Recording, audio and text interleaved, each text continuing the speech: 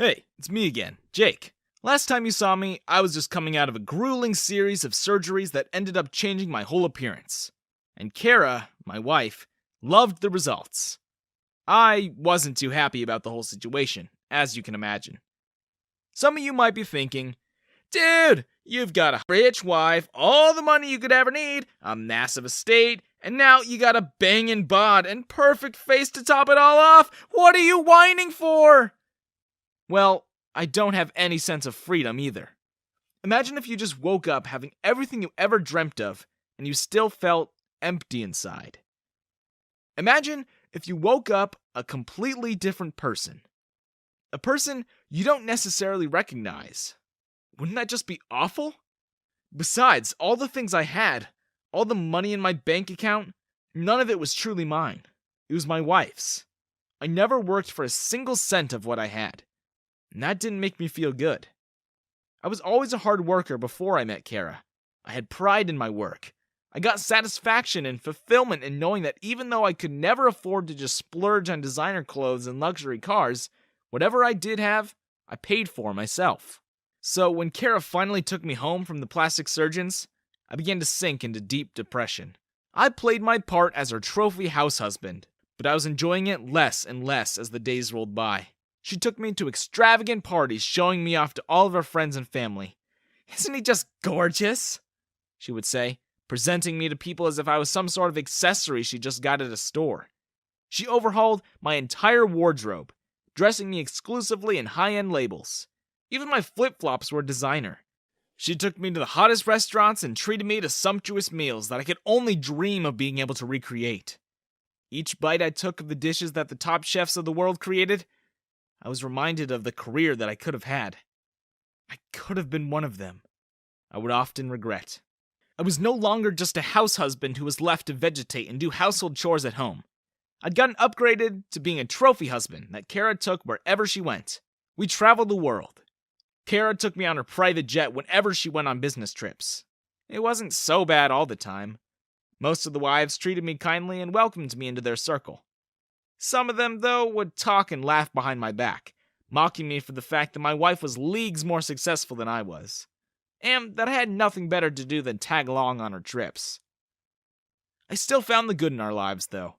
I still loved Kara, of course, despite everything that happened so far, and we took whatever free time we could to go off on short vacations during her business trips. We swam in tropical beaches, hiked impressive, snowy mountains, and went on life-changing safaris. We lived the good life, jet-setting around the world and experiencing so much of its culture and nature. I could hardly believe my luck. But through all the ups and downs and the endless luggages filled with designer clothes, it all still felt so empty. As if all the things I used to only dream of was worthless. When I was working, I used to get so pumped when I could afford to treat myself to a new gadget. Now, I have all the gadgetry I could ever want, but I never felt any kind of satisfaction. I was so used to having everything that I took everything for granted. One thing in the crumbling chaos of my life gave me unparalleled happiness, though. It was a snowy winter day in Toronto when Olivia was born. Our daughter was a whopping 5.2 kilograms and as healthy as we could have hoped for. For the years that she grew up, went to school, and called our estate her home, we were one happy family. I finally began to truly enjoy being a stay-at-home dad. I saw her first steps, heard her first words, and changed her first diapers. On her first day of school, I was the one who dropped her off. My shoulder was the one she cried on after she'd gone through her first breakup. And when she graduated top of her high school class, my cheers were the loudest. Kara, too, changed as we watched our daughter grow. She lightened up. She turned into a fierce, generous, motherly presence for Olivia. A version of her I never thought was possible. For the first time in the years that we were married, I saw Kara become selfless. But then, our baby girl grew up and became a young lady who was just as tenacious as her mom when it came to overachieving. She packed her bags for law university, moved out, and eventually got her own place. With Olivia gone, Kara and I went back to our old ways. As my unhappiness grew, so did Kara begin to drift away. I got older, and even with the world's money at our fingertips, Kara couldn't make the doctors reverse time. I could no longer stomach the amount of Botox they wanted me to have. I finally put my foot down and refused all the treatments Kara had periodically booked me for. Soon enough, a few wrinkles appeared on my face, and I welcomed them. To me, they were a sign of having lived. They were a visible representation of the memories and stories I had amassed. I didn't want to hide behind a facade of artificial youth just so strangers could admire me and praise me for my looks. My looks weren't mine. They were manufactured in a clinic. Kara had always been very specific about what her man should look like, so she started seeing others, and I let her. I was being pragmatic about the whole thing. She wanted something I could no longer give, and so I decided that she should be free to have it. Maybe deep down, I was hoping she'd see that letting people have their freedoms was a form of love that I wish she'd give me in return. First, she took home a waiter who was trying to become an actor, and then she fell for one of our pool boys. A month after that fiasco ended, she started dating an art dealer who was only in it for the commissions he got whenever he convinced Kara to buy more art. She flipped through men like she was reading a good book, but none of them ever satisfied her. One Christmas, when Olivia was visiting and we were having dinner, I raised my glass for a toast. To us! To our marriage! To you and me, Kara, I said. Kara was confused. Not once has she ever heard me give any sort of toast. But she raised her glass, nevertheless, and echoed, To us! Olivia's smile warmed up the whole house when she said, Merry Christmas, Dad. Merry Christmas, Mom. She hugged us both. But before I could neglect what I wanted to say, I continued. It's been a wonderful roller coaster ride, my love. But we both know neither of us are happy anymore. Not for a long while now. What? Dad? Said Olivia in shock. Dad! What? No.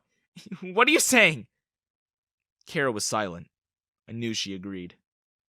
I am proud of what we've done with raising our child, I said, nodding towards Olivia. And I meant it. She really was the joy of our lives. But I think we both agree that we would both be much happier if we were to set each other free. Kara just nodded. She didn't cry. She didn't protest. That's how Kara usually was when conducting business. She never showed emotion and dealt with it later on and behind closed doors instead.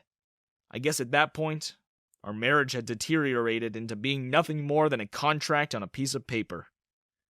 Goodbye, my love, I said through tears as I prepared to leave our home.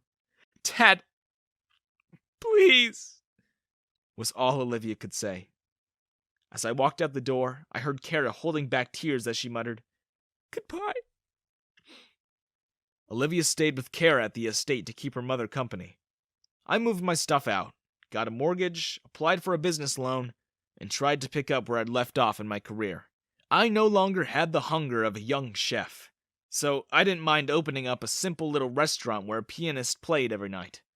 I got married a second time, again to someone I'd met at a restaurant. Her name was Laura, and she was the hardest working pianist I'd ever met. She had just as much pride in her music as I did with my food, and that inspired me. She still inspires me. Laura gave me a son, and we named him Isaac, and I love him just as dearly as I love my daughter. To hear Olivia tell it, Kara was devastated. For a while, at least. I was right not to worry too much about how the divorce would affect her. Kara was just like that. She knew how to pick herself up. So despite the initial shock of it all, we still managed to part as friends. Kara still comes for dinner at my new restaurant. She still orders the lamb truffles that remind her of our first meeting, and I always make it special for her, even though it's never on our menu. I believe Kara did truly love me in her own way. The major difference between us was that Kara couldn't see that the overwhelming control she had over me was damaging our relationship, and that she was only ever interested in making sure her needs were met, while she ignored my end of the bargain. She thought getting to live a carefree life was enough to make me happy. She thought that since she'd given me an endless amounts of money to spend, that I could focus on giving her what she wanted from me.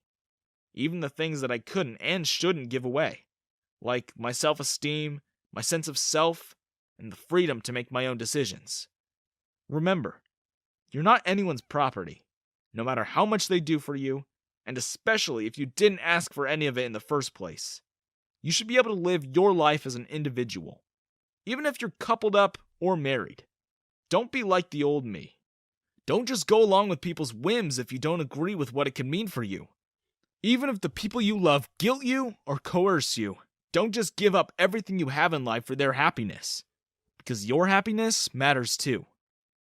No amount of money in the world should ever keep you from having your own freedoms. So don't sell out on your dreams just to have the things everyone else aspires to have. Sometimes, having everything is not enough if you're not happy. And although money can buy some forms of happiness, true happiness can only come when you're happy with yourself.